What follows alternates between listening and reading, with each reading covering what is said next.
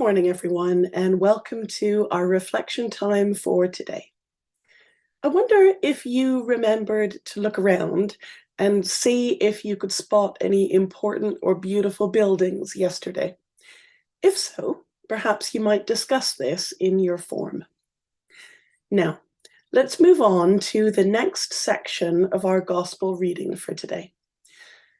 I wonder how you determine whether something is right or wrong, true or false, particularly in relation to religious teachings. Many years ago, it used to be the case that anyone who was a religious leader, for example, a priest like me, would be automatically believed if they said something was right, correct, or the will of God. Because wearing one of these gave a minister a form of recognizable authority. This gave people the impression that we must be speaking the truth or sharing the word of God because that's what we do. Now, though, and quite rightly, people are far more likely to ask questions of religious leaders rather than just automatically believing what they say. Sometimes that's because religious leaders have been wrong. They've made mistakes, or they've said something that doesn't sound quite right. But in other ways, it's also because our society has changed. It's more normal now to ask questions rather than to automatically believe. That can be a good thing, but how do you know who and what to believe?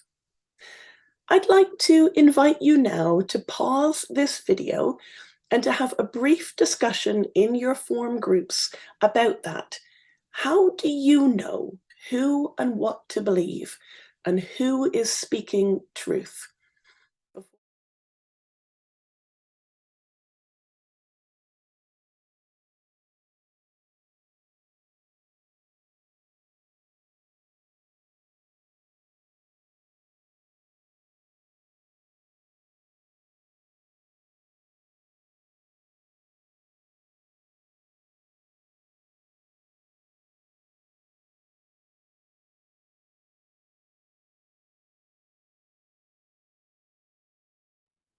Okay, as ever, I would be fascinated to know how you answered that particular question.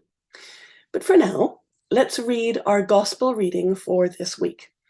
It's taken from Luke chapter 21, verses 5 to 19, and it says this. Some of his disciples were remarking about how the temple was adorned with beautiful stones and with gifts dedicated to God. But Jesus said, "As for what you see here, the time will come when not one stone will be left on another. Every one of them will be thrown down." "Teacher," they asked, "when will these things happen? And what will be the sign that they are about to take place?" He replied, "Watch out that you are not deceived, for many will come in my name, claiming, 'I am he, the time is near.' Do not follow them. When you hear of wars and uprisings, do not be frightened. These things must happen first, but the end will not come right away." Then he said to them, "Nation will rise against nation, and kingdom against kingdom. There will be great earthquakes, famines, and pestilences in various places, and fearful events and great signs from heaven. But before all this, they will seize and persecute you. They will hand you over to synagogues and put you in prison, and you will be brought before kings and governors, and all on account of my name. And so you will bear testimony to me. But make up your mind not to worry beforehand how you will defend yourselves, for I will give you words and wisdom that none of your adversaries will be able to resist or contradict. You will be betrayed even by parents, brothers and sisters, relatives and friends. and they will put some of you to death. Everyone will hate you because of me, but not a hair on your head will perish. Stand firm, and you will win life. So, how do you work out who to listen to and who to ignore?